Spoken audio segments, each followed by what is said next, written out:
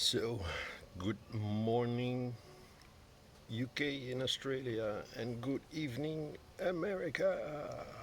Yeah. uh, an interesting topic just been brought up by Alex.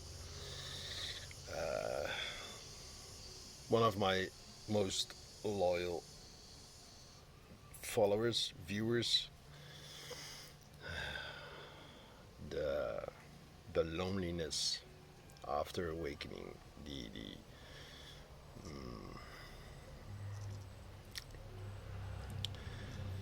the quiet isolation. And the irony is that here I'm sitting alone, yeah, doing my videoing. There's a guy over there playing guitar alone, and there's a girl over there, a woman. She's been coming here quite often lately, eating her breakfast alone. Um, yeah, are they awake? I don't know. I think in general we don't socialize that easy.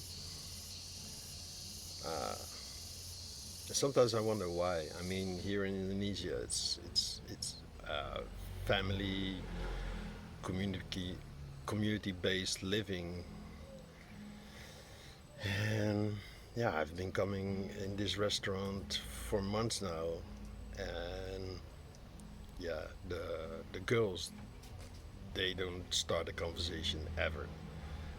Maybe also because their English is not so good. I'm not so sure.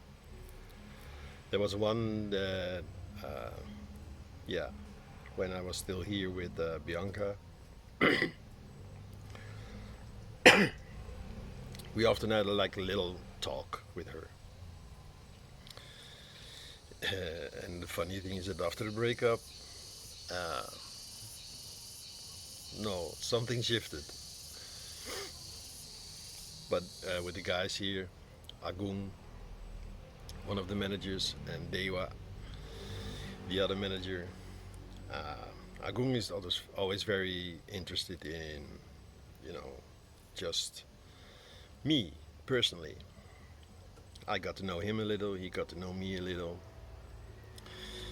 He was a good listener while I was going through the breakup, but yeah, I so often had to explain. Of course, I felt like I had to explain how I view relationships and the dynamics and what actually happened and what's the story behind the story. And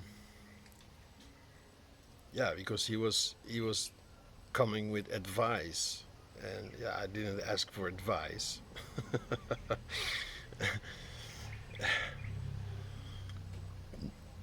That's one thing that's very common.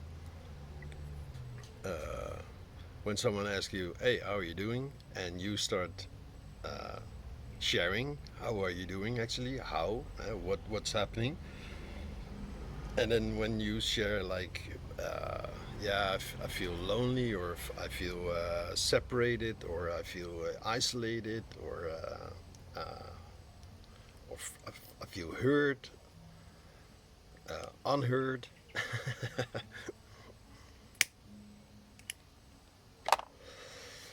Then yeah, some have the tendency then trying to fix it for you, but usually that's not the question. It became the norm, so then people give you advice. Yeah, okay, I will try that. Or if you're in the victim state, no, that's not going to help, but because, or always the but no, but yes.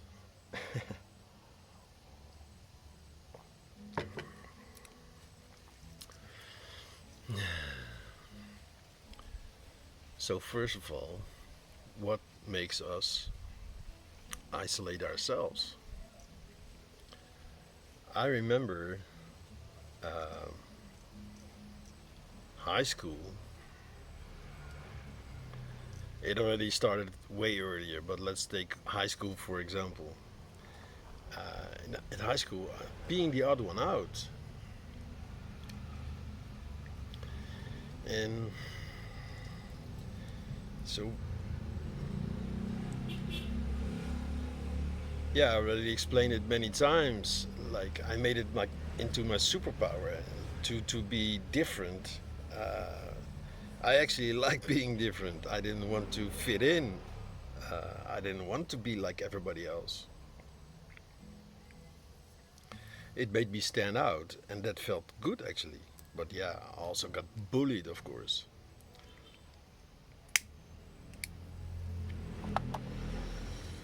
Uh,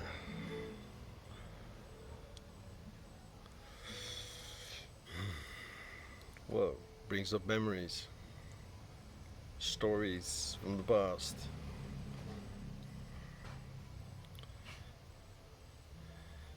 The bully part was mainly two guys who just couldn't handle the way I see it now, right? They just couldn't handle my intelligence, my the easy way that I got things. Here in in the Netherlands, we have like three levels of high school. I'm not sure how to explain this if you don't know this system, but there's like a low level, a medium level, and a high level. And the school I went to um, in the first grade, they sort of test you. They they throw like I think in total was like 13 general topics in your like Dutch, English, math, biology, geography, history. Um, I don't know. I don't. So many others. Like, um, and then at the end of the year, they look at your grades, and if they're like average, then then they say, okay, you go to low level. If they're higher than average, then yeah, put you in second grade, which was like medium and high together. Because in second grade, then they determine, okay, is he like in the upper level or in the medium level? And yeah, I had such a hard time adjusting to the pace, to the people, to the way things were organized. Because in kids school, basic school, I don't know what you call it in English. Here in Netherlands, it's between 6 and 12. Uh, Nowadays, already starting at 4. Indoctrination, boot camping you to, become a slave, a robot, a drone. And because my grades were all over the place, my average was average. And they said, okay, you will go to low level. And this was way beneath my level. Uh, they did an IQ test, well, much later when they wanted me to find a proper job. Uh, I think I scored 147, something like this. And they were like amazed. What are you doing here? You need to be a professor. But um, I guess I scored so high because a lot of the test was about insight. It was actually a pretty good test. It was not about knowledge. It's not about how much do you know. No, uh, the, they tested the depth of your insight, and yeah, I've always been good in mathematics and science in general.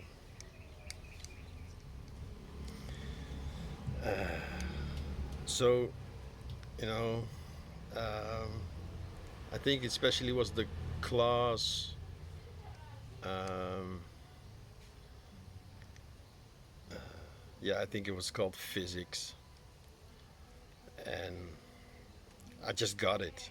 I didn't do any of my homework because didn't need to. I just listening to the teacher, reading the book, and doing exercises during class, and sometimes preparing a little bit for an exam to put in a little effort to up my grades. And these guys, they didn't get it at all. My friend Tom would definitely call them retards or liptards.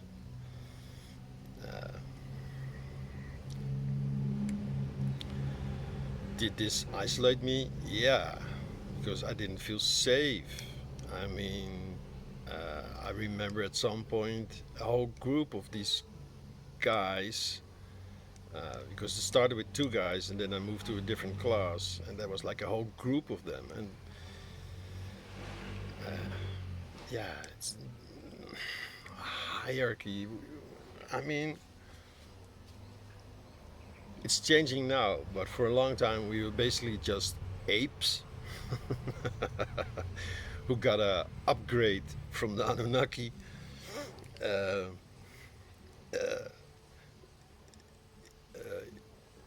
evolving a million years ahead. And yeah, what do apes do? They determine the hierarchy. Yeah, they probably noticed some girls, they were really interested in me. Some guys were really interested in me. But yeah, they needed to be like the alpha type. So after school, waiting me up, you know, grabbing my. I think I remember clearly. They at one point they it was either me or some other first grade student. They took his bag and they threw it in the in the river because yeah, his parents bought him this really ugly bag that was supposed to be good for your school books, because in the Netherlands you have to rent the books. So to keep them good, he was giving this leather bag, and yeah, of course, you were labeled a nerd, a dork.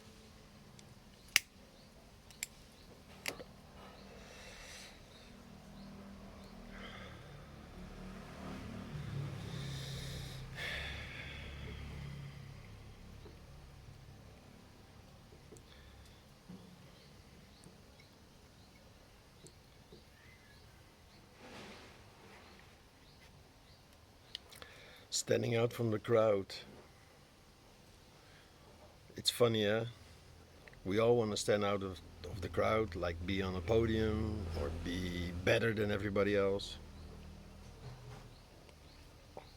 because then everybody will look up to you, and that's a better place to be than everybody looking down on you. But is it? I mean, everybody putting you on a pedestal, then you have to perform, you have to deliver day after day after day after day. And if you become famous, it's getting worse, becomes worse, because then they all want something from you. Selfie.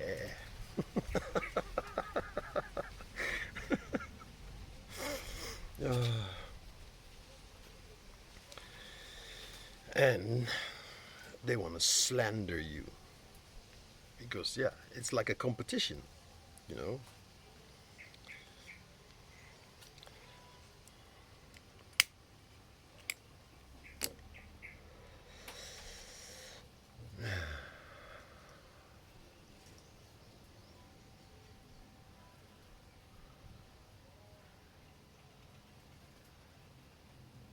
So throughout my life, I always felt ahead of everybody else.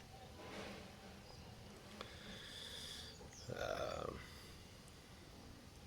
After high school, I started doing smoking pot every day.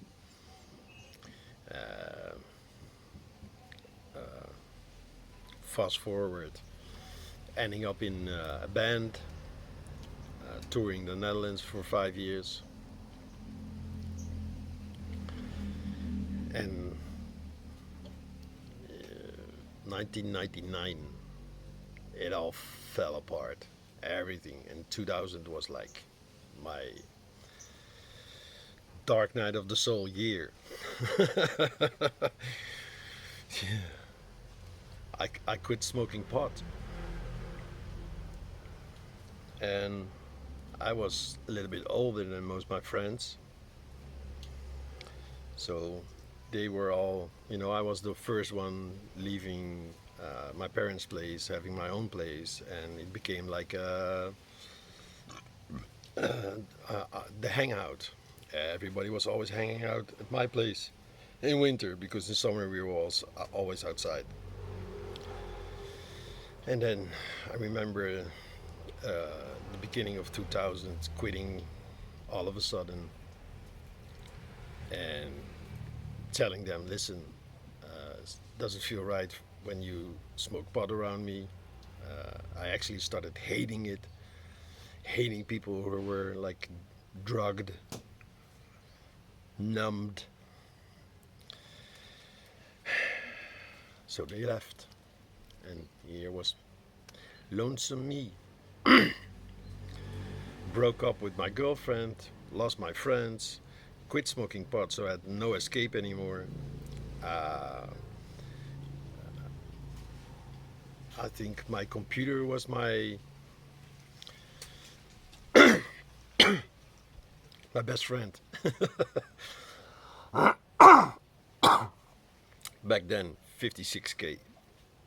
Uh, when you had to dial in and while connected to internet, no one could call you. So yeah, it's great for isolation. Those who remember 2020, you know what I'm speaking about, right? Isolated from the rest of the world. But something also opened up to me, the internet world. Back then, I was reading the book The Celestine Prophecy, and some fan created a chat uh, room, and yeah, I was there every day talking with like-minded people. And it wasn't about, very so often, it wasn't about spirituality at all. It was like the daily stuff. Because, yeah, you can be spiritual and all, but the daily stuff, life just goes on. So, how do you deal with the daily stuff? You find like minded people, and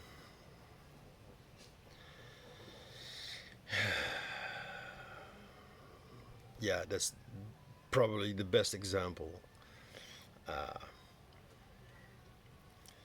I was in a depression for a long time, really isolated, because nobody understood me and the band fell apart. So, before that, I had like a huge social. Uh, I don't know the word, but yeah, always lots of people around me, and then suddenly, no one.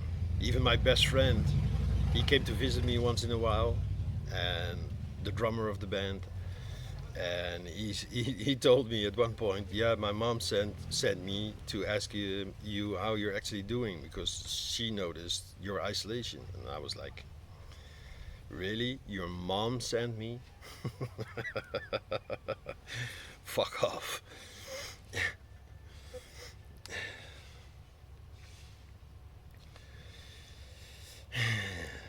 at some point I just felt like, okay, I need to get out of this isolation. So I joined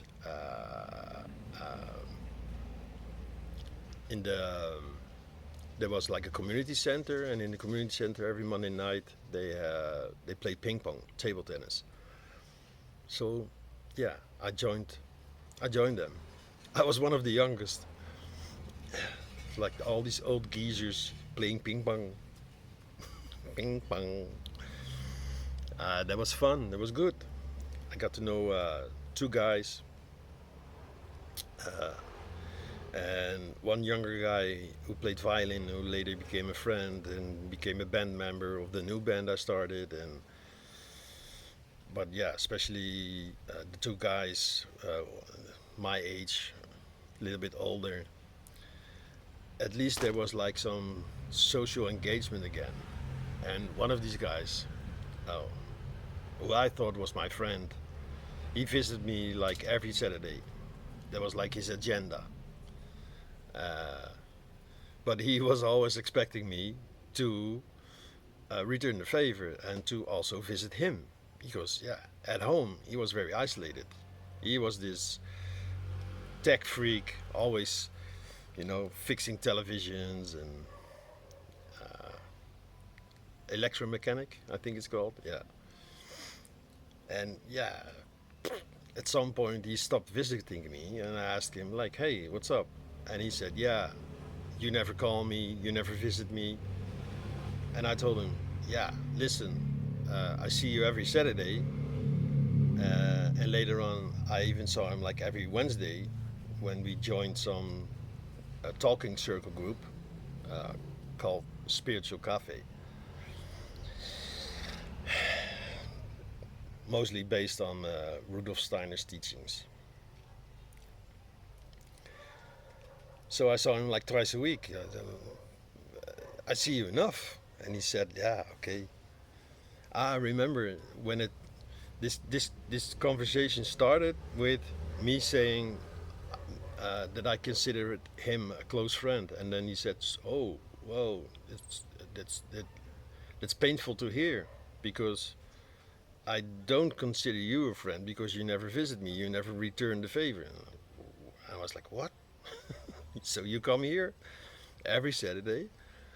I meet you every Wednesday in a group, and we talk afterwards and during, and then you tell me like, yeah, but because you never return the favor, I don't consider you a friend." I didn't know that friendship was like conditional. You never told me the conditions. Like, listen, I'm gonna visit you every Saturday because I need to, but I also need you to, engage with me and visit me in my place. So, okay, so basically you're saying, listen, I'm investing and I want my investment returned. No, no.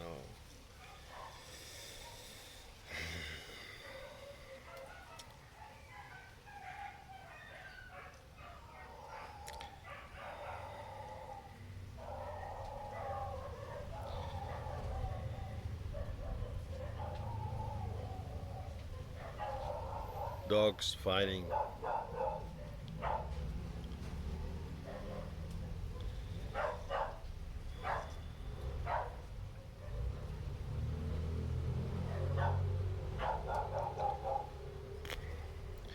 I've got so much more to say about this, but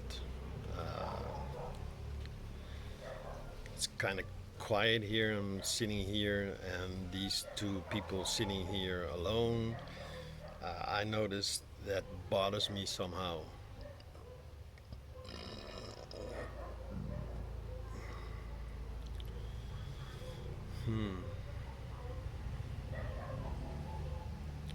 So, how do I deal with this?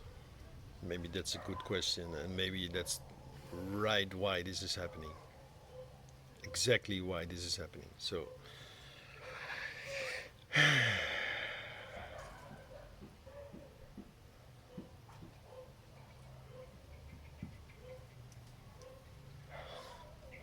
yeah, You will probably recognize some of what I'm about to say. Being the empath. I mean, it's just a label and it's just a way of expressing our kind of people. But yeah, that's actually, that's also our kind of people. That's also the thing why we feel isolated sometimes. Because if you are not among your kind of people, then what? Well, as an empath, it's very easy for us to feel what other people are feeling. And when those people are not aware of their feelings or they don't take responsibility for their feelings. I remember clearly when I was sitting here, there was a woman sitting right in between here and the main restaurant. She was already like a little bit hesitant where to sit, and yeah, it was so nice and quiet here. And then she sat in the middle. The moment I started recording my video, and she didn't look at me, but I could clearly feel like her annoying, being annoyed by someone talking out loud. But if I was here having a conversation with someone, for sure that wouldn't be a problem because I was just having a conversation with someone. But obviously she had like an opinion, but it felt more like a judgment, like he is annoying me. Well, actually, no.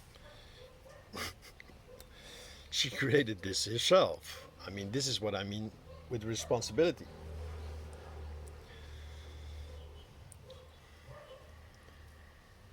So she moved closer to the restaurant, later into the restaurant, and even later she just left. Because, yeah, I come here for silence, and then there's this talking head on recording his videos and doing his job, and yeah, I hate it, I don't like it.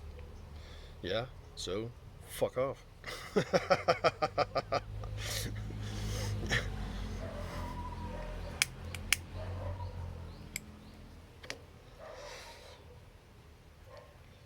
Yeah, I think isolation mainly comes from the sense of belonging, and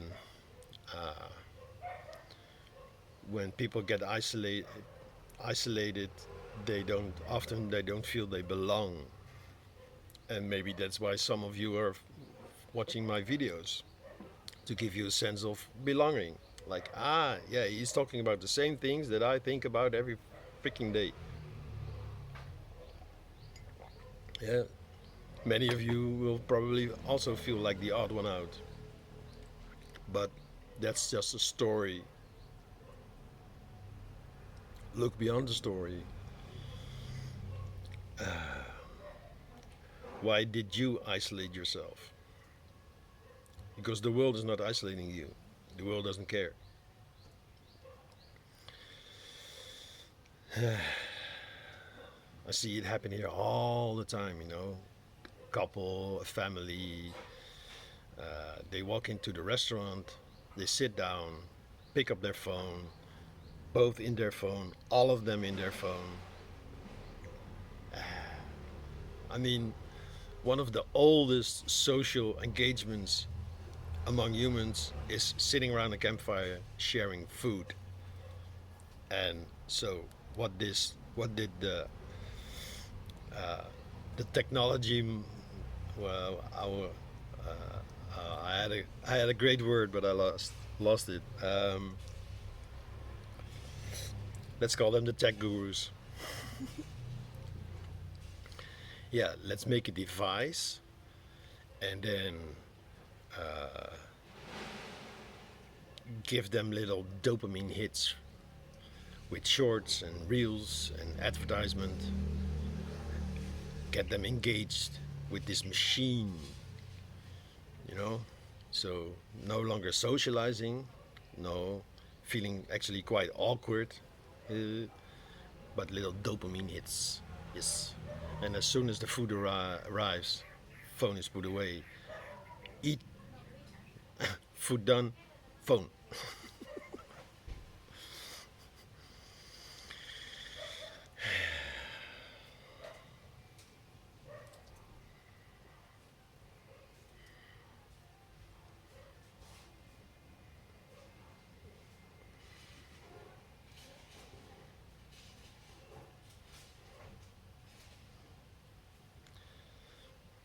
So why does it feel awkward to speak sometimes, to be me openly, loud sometimes, because sometimes I talk loud. When it's done in a social engagement, like someone sitting next to me, yeah, even then sometimes I notice people, getting annoyed, but I didn't care because we were in our own bubble, having our own conversation. But now I'm here, sitting alone, and I can sense like, what is he doing? What is it? These,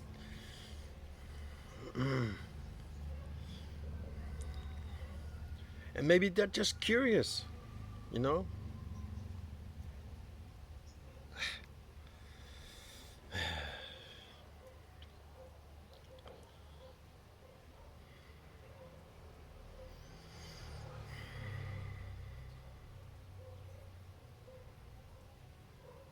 Yeah, I'm really feeling it now.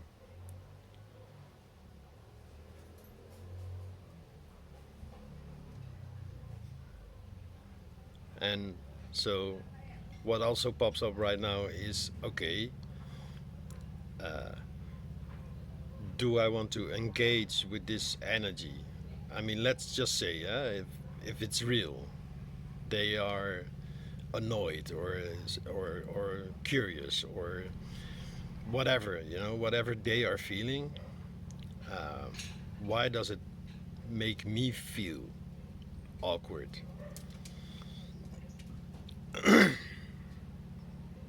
Sitting alone at a table of six, surrounded by three people,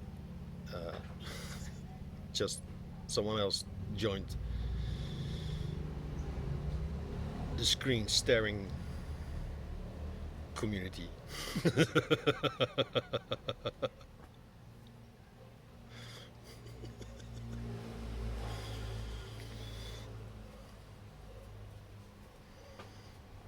Yeah.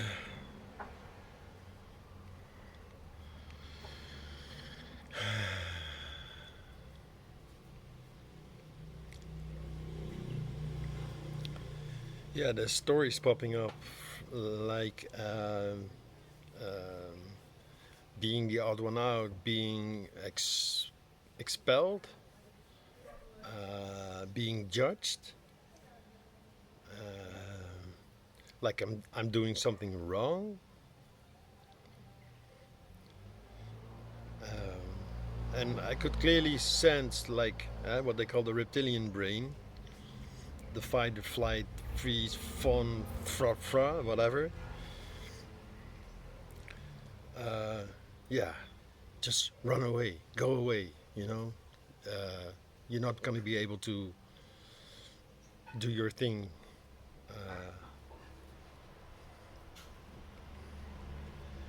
And yeah, I'm still here, being with it, being with this awkward feeling. It really feels awkward. It really feels not so nice. Not like, okay, I can just talk. And actually, they like, you know, they like it. Look, he's YouTubing. He's, wow. I'm really curious. What is he talking about? No, no.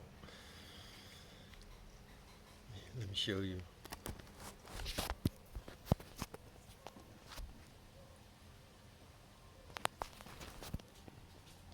Zoom in a little. Is that possible? Yeah.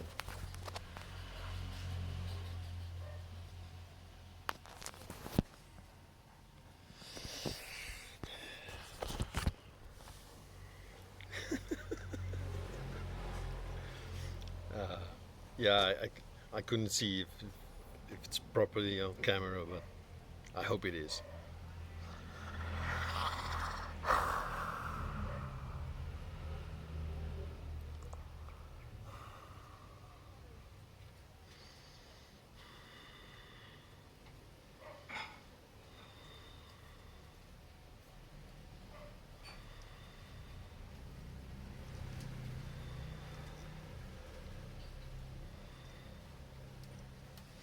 Yeah, it's quite a strong sensation.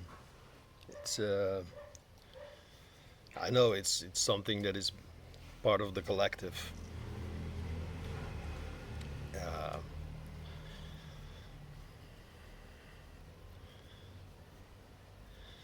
I was actually trying to isolate the thought, the core belief that's behind, that's causing this feeling, um, because I know it's not shame. Shame is the result. Shame is a feeling that results from a fear, a conviction that lies underneath, a thought form. Ah, there it is. Am I disturbing them?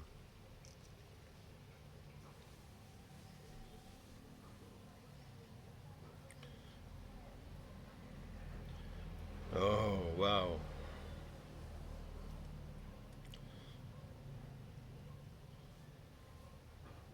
Yeah, because there's three of them, and it's just one of me, and I am disturbing the flock, the herd,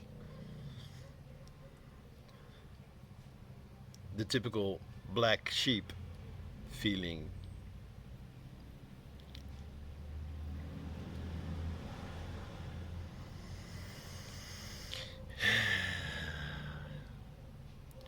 Yeah, and not too long ago, I had a really nice talk with a close friend who I haven't spoken with for about a year, two. Um, and she popped the question, can you also be okay with not being okay? Because I told her, like, yeah, one of my mantras is whenever I feel like not okay, that I tell myself, you're okay.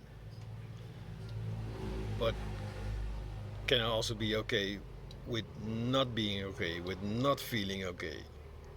Yeah, of course, because not feeling okay is just a story. It's just a feeling arising from a narrative that is somewhere living in my subconsciousness. Like, ah, you are disturbing them. Well, if this is the case, and they would really feel disturbed, they could come up to me and say, listen, I come here to sit in peace, and yeah, I notice you doing something that is disturbing my peace. Well, okay, I might question even, am I really disturbing your peace? Because I can easily flip it around. Listen, all three of you sitting here like completely isolated, facing phone. Um, it's actually annoying me.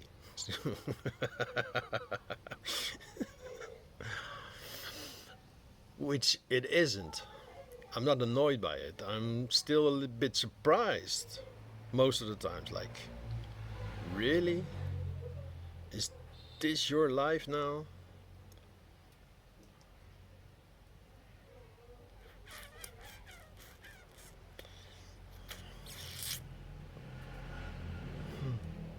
Interesting, huh?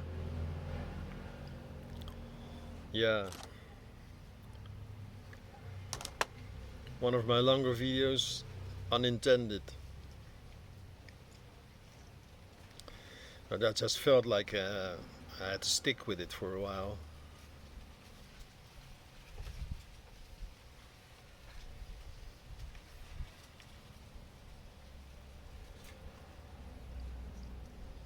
At some point, it even felt a little bit like competition. Like, okay, so you are sitting there, sending out this energy, and I'm just, no, no, I don't care. No, I have no shame. No, I don't care. Which isn't true. I care deeply.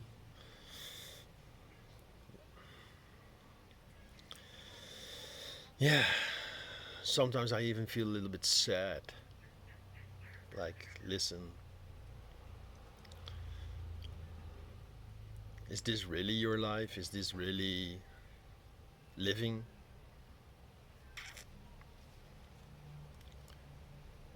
wouldn't it be so much nicer to actually engage, get to know each other a little? No, they're totally absorbed.